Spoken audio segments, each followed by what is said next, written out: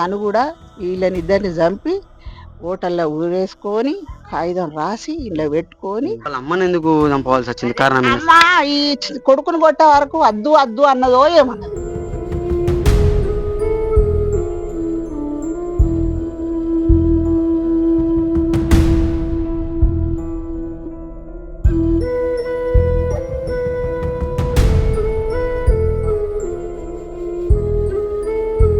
ప్రస్తుతం అయితే మనం సిద్దిపేట జిల్లా బెజ్జంకి మండలం వడ్లూరు గ్రామంలో ఉన్నాం. ఈ వడ్లూరు గ్రామంలో అయితే ఒక పెను విషాదం అయితే చోటు చేసుకుంది. కొడుకుకు పెళ్లి కావట్లేదంటూ కూడా ఒక తండ్రి చేసిన ఒక హత్య అనేది దారుణం అని చెప్పుకోవచ్చు. అటు కొడుకును కన్న తల్లిని కూడా ఒక ఇనుప పైప్ తో కొట్టి అయితే ఇక్కడ చంపేయడం జరిగింది. వడ్లూరు గ్రామంలో అయితే తీవ్ర విషాదం అయితే నెలకొందని చెప్పుకోవచ్చు. ఏ ఇంటి వద్దనైతే నిన్న సాయంత్రం అయితే ఈ యొక్క ఘటన జరిగినట్టుగా అయితే తెలుస్తుంది. అంటే వాళ్ళ భార్య వచ్చి చూసేసరికి కూడా ముగ్గురు కూడా అతను వాళ్ళ కొడుకును వాళ్ళ తల్లిని కూడా హతమార్చిన తర్వాత అతను సత్యనారాయణ అనే వ్యక్తి కూడా ఆత్మహత్యనైతే చేసుకోవడం జరిగింది. ప్రస్తుతం అలా అక్కడికి వెళ్దాం మనం. అసలు ఏం జరిగింది, వాళ్ళ పరిస్థితి ఏంటనేది కూడా మనం తెలుసుకుందాం. అంటే ఇక్కడ ఇదే గ్రామంలో కూడా వాళ్ళు ఒక హోటల్ నిర్వహిస్తూ కూడా జీవనాన్ని అయితే కొనసాగిస్తున్నారు. పోస్ట్ మార్టం నిమిత్తం అయితే బాడీలను కరీంనగర్కి అయితే తరలించడం జరిగింది. ఏమైంది అనేది కూడా మనం తెలుసుకునే ప్రయత్నం చేద్దాం రండి. ఇక్కడ ప్రస్తుతం అయితే వాళ్ళని ఇక్కడ నుంచి 3 బాడీలను సైతము ఇక్కడ కరీంనగర్ పోస్ట్ మార్టానికి తరలించడం జరిగింది. ఇదే ఇంట్లోనైతే నిన్న ఈ ఘటన చోటు చేసుకుంది. విజువల్స్ చూసుకోవచ్చు. ఇప్పటికే ఇక్కడికి బంధువులు కావచ్చు, ఇంకా గ్రామస్తులు కావచ్చు, చాలా మంది అయితే చేరుకోవడం జరుగుతుంది. వాళ్ళ లోపలికి వెళ్ళి అసలు ఏం జరిగింది అనేది కూడా మనం అడిగి తెలుసుకునే ప్రయత్నం అయితే చేద్దాం. సత్యనారాయణ వల్ల భార్య దేవేంద్ర అయితే ఉన్నారు. అంటే ఏం జరిగింది అనేది కూడా మనం తెలుసుకుందాం. అంటే ఆమె ఇంటి నుండి శనివారం నాడు ఒక పన్ను చికిత్స కోసం అయితే హాస్పిటల్కి వెళ్ళడం జరిగింది. హాస్పిటల్కి వెళ్ళి వచ్చిన తర్వాత ఇంట్లో చూసే వరకు ఒక భయానక దృశ్యాలు మాత్రం ఆమె చూసి ఒక గుండెలు పగిలేలానైతే విలపించి ఆమె ఉన్నారు. అమ్మా చెప్పండి, అసలు ఏం జరిగింది మీ ఇంట్లో? అసలు ఎందుకు ఆ పని చేయవలసి వచ్చింది మీ ఆయన? మా ఆయన తాగుతాడు. ఆ తాగుడు కోపమా తెలియదు. నేను హాస్పిటల్కి పోయినా వచ్చేసరికి ఈ శవాలు ఇట్లున్నాయి. ఇక నేను మొత్తుకునేసరికి ఊరంతా వచ్చిర్రు, పోలీసులు వచ్చిర్రు, అంత మేడర్ రాసుకున్నారు, పోయిర్రు. గింతే. నేనేమి గొడవ కూడా పెట్టుకోలేదు సారు. అంటే పోయేటప్పుడు ఏమన్నా జరిగిందా? అంటే మీ ఇంట్లో ఇట్లా బస్కే పోయినా సారు. ఏం ఇంకా వాళ్ళనే లేపిన నేను. నేను టీ తాగినా, పాలు కాగబెట్టినా, అన్నం వండినా, లేచి మీ అమ్మకు పాలు పోయి మీరు చాయ్ పెట్టుకోండ్రి అని కూడా చెప్పిపోయినా. అన్నం కూడా తిన్నాయి, 3 పళ్ళాలు కూడా ఆడున్నాయి, అన్నీ ఉన్నాయి. నేర్చేసరికి తలుపులు వేసి ఉన్నాయి. ఈ దృశ్యం చూసే వరకు నేను లబలిబా మొత్తుకున్నా. అప్పుడు మంది వచ్చారు. ఇంతే. అంటే మీరు ఎన్ని గంటలకు రావడం, హాస్పిటల్ ఎన్ని గంటలకు వచ్చి ఈ దృశ్యాలను ఎప్పుడు చూసారు? 5 గంటలకు. 5 గంటలకు చూసిన నేను. 5 గంటలకు చూసారు. 5 గంటలకు చూసిన. ఎందుకు అట్లా అసలు చేయవలసిన కారణం ఏమొచ్చింది? అంటే మీరు పోయేటప్పుడు ఏమన్నా హాస్పిటల్ పోయేటప్పుడు మీతో ఏమైనా డిస్కషన్ జరిగిందా? అంతకు ముందు ఎట్లా మంచిగానే ఉన్నారా? అంతకు ముందు రోజు గొడవలు జరిగినాయి? అంతకు ముందు మంచిగానే ఉన్నాం. శుక్రవారం రోజు సమ్మక్క చేసుకున్న రోజు ఎక్కడ తిరిగిన పెళ్లిళ్ళ సంబంధాలు అయితే లేవు అని మా మరిది మా అత్తను తోలుకొని వచ్చిండు కొత్త పెళ్లి నుంచి. మాట్లాడుకుంటా వదినే పెళ్లి సంబంధాలు ఏడ కుదురతలేవు అంటున్నావు, మరి సిరిసిల్లకు పోయి ఇన్ని రోజులు ఉంటివి, ఏం సంబంధాలు కుదిరినాయి అంటే ఏవి కుదరలేదయ్యా, ఎక్కడుంది గక్కనే ఉంది, దేవుళ్ళ కొంటతానం ఉందట, మరి దేవుళ్ళ చేసుకుంటే జరుగుతాయట అని నేనన్నా. నా భర్త, నేను, మా మరిది, నా 2 కొడుకులు మేము మాట్లాడుకుంటా హోటల్లోనే కూర్చున్నాం.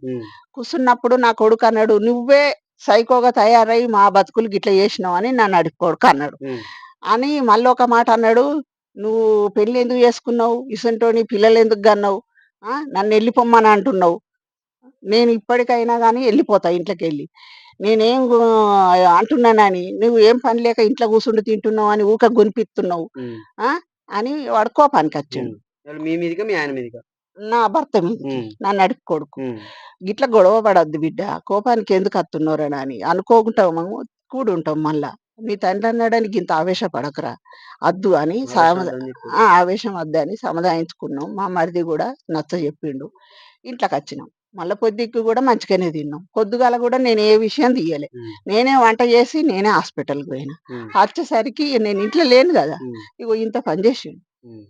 దేంతో కొట్టిండు? ఏమన్నా ఉన్నాయా అక్కడ? తీసుకుపోయిండు. ఇట్లా పైపు రాడు, ఇంత అది బోర్ పైపు ఉన్నది, దాంతో కొట్టిండు, దాన్ని గడిగిండు, ఇగో ఈ అల్మార్ కింద పెట్టిండు. మళ్ళా తను కూడా వీళ్ళనిద్దరిని చంపి హోటల్లో ఊరేసుకొని కాగితం రాసి ఇంట్లో పెట్టుకొని ఫోను కాగితంలో ఏం రాసిండు? కాగితంలో ఏం రాసిండు, నేను వీళ్ళిద్దరిని నేనే చంపిన, ఉమ్, నాకు నేను పోతున్నా, ఉమ్, నా భార్య టార్చర్ పెట్టింది, నా భార్య హింసల వల్ల నా మనసు గిట్ల అయింది అని అలా పెట్టిండు. ఉమ్, గంతే. ఉమ్, నేనేమి హింసలు పెట్టలేదు, నేను ఆయన నిన్నడు టార్చర్ పెట్టలేదు, తింటే ఓర్వక మాట్లాడలేదు, తాగితే ఓర్వక మాట్లాడలేదు. ఆయన ఇష్టమే. ఇంటి ఖజానా పెద్దతనం అంతా ఆయన చేతుల్నే, నా ఉమ్, చేతులు ఏం ఉండదు సార్. ఉమ్. ఆ. అంటే మరి వాళ్ళ అమ్మని ఎందుకు చంపవలసి వచ్చింది? కారణం ఏంటి? అమ్మా ఈ కొడుకుని కొట్టే వరకు వద్దు వద్దు అన్నదో ఏమన్నది, ఉమ్, ఆమెను కూడా కొట్టి అవును. కొట్టి అంతే. ఆ మంచంలో ఆమె అటే చచ్చిపోయింది, వీడు కింద, వీడు ఇటే చచ్చిపోయింది. ఏ రూమ్ లో అది తాళం వేసుకున్నా? అంటే చూద్దాం, అంటే ఇంత దారుణమైన విషయం అంటే ఒక క్షణికావేశం కావచ్చు, ఇంకా ఇంకా ఇతర విషయాలు కావచ్చు, చాలా విషయాలకు అదే కూడా అంటే ఎలాంటి గొడవలు కూడా మేము పెట్టుకోలేదు. అంతకు ముందు కూడా మేము సంతోషంగానే దేవుని సమ్మక్కకు కూడా చేసుకోవడం జరిగింది, అన్ని చేసుకోవడం జరిగింది. ఇదే రూమ్ లో చూడండి, మా శేఖర్ చూస్తారు, కెమెరామ్యాన్ చూడండి, ఇదే రూమ్ లోనైతే ఈ యొక్క ఘటన మాత్రం జరిగింది. చూడండి, మొత్తం కూడా ఇక్కడ ఇదే రూమ్ లో జరిగింది. పోలీసులు అయితే దీన్ని లాక్ చేయడం అయితే జరిగింది. ఇతను ఈ రూమ్ లో చంపిన తర్వాత అతను ముందు ఉన్నటువంటి ఒక హోటల్ రూమ్ లోనైతే ఉరి వేసుకొని చనిపోవడం అయితే జరిగింది. చూడండి, ఇది ఈ రూమ్ లో హోటల్ కు సంబంధించినటువంటి, ఇక్కడే వీళ్ళు ఉపాధి కోసం, వాళ్ళ యొక్క జీవనోపాధి కోసం అయితే ఒక హోటల్ ను కూడా నిర్వహిస్తూ ఉంటారు. ఇదే రూమ్ లోనైతే వాళ్ళు ఇక్కడ అతను ఎవరైతే సత్యనారాయణ ఎవరైతే ఉన్నారో, కొడుకుని చంపిన తర్వాత, తల్లిని చంపిన తర్వాత, ఇద్దరిని చంపిన తర్వాత ఒక రాడ్ ఏదైతే ఉంటుందో చంపడానికి, హత్య చేయడానికి ఉపయోగించినటువంటి రాడ్ ను కూడా కడిగి ఒక అల్మారా కింద పెట్టిన తర్వాత ఇక్కడ ఉరేసుకున్నాడు అంటూ కూడా భార్య మాత్రం చెప్తుంది. ఘోరం, అంటే వాళ్ళ యొక్క పరిస్థితి అయితే చాలా దారుణం అని చెప్పుకోవచ్చు. అంటే అటు కన్న తల్లిని, ఇటు కన్న కొడుకును కూడా అతి దారుణంగా మాత్రం హతమార్చడం అనేది ఇక్కడ ఒక పెను విషాదాన్ని ఒక వడ్లూరు గ్రామంలో నింపిందని చెప్పుకోవచ్చు. నిన్నటి రోజున ఇక్కడికి సిద్దిపేట ఏసీపీ కావచ్చు, సిపి రష్మి పెరమాల్ కూడా ఇక్కడికి వచ్చి విచారణ మాత్రం చేపట్టడం అయితే జరిగింది. కెమెరామెన్ శేఖర్ తో సతీష్, సుమన్ టీవీ, ఘటనా స్థలం నుండి.